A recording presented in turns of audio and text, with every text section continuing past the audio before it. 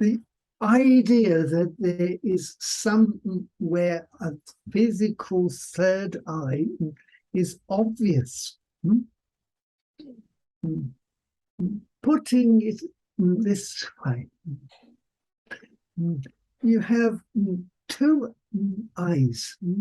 One is connected to the consciousness to see one approach, and the other is connected to the other side of one's functioning consciousness to perceive in a different way.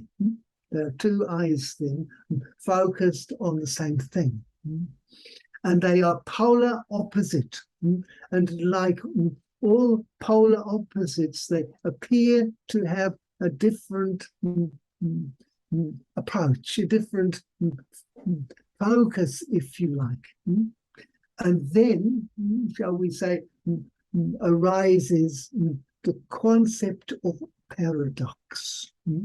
When two things that apparently are different integrate and begin to see at a higher visionary perspective, one could say that is a third eye. But it really is the combination of two opposites. Does this make some sort of sense?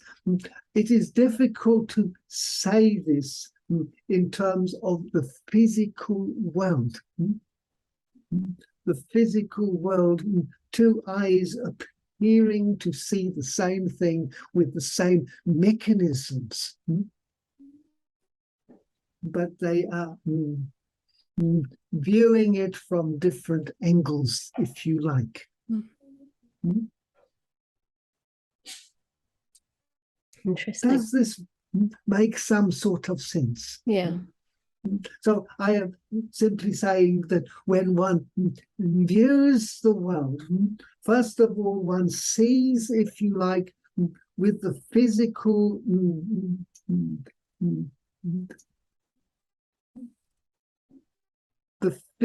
being, the physical organs, one sees the object. But what is the object? How is it perceived? How does one respond to it? And the other side is, what does it mean? Do you understand? How do I respond? What does it mean? And then when one rises above that, one begins to see that it is part of one's whole creation. Then the third eye is to take you out of the dream.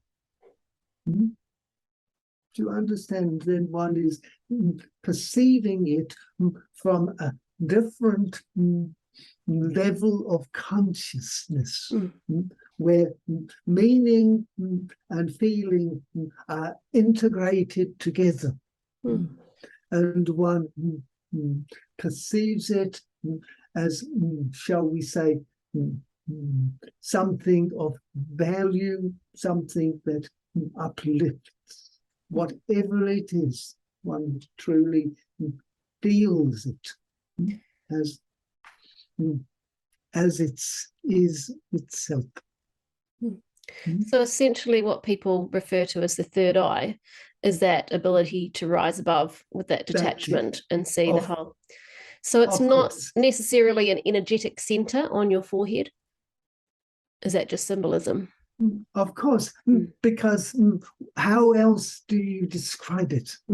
Fair enough. If someone says it is a third eye, then immediately someone will draw it somewhere.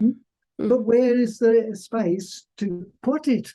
Fair enough. Then you put it on the forehead, and then you say, what is the organ on the forehead? Oh, it is the gland that is behind it, and the penile. Now you go into a whole huge storyline.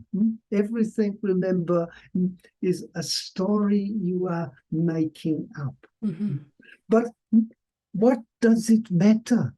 Yeah. Do you understand? What does it matter if one is perceiving it from another dimension in which none of it exists at all?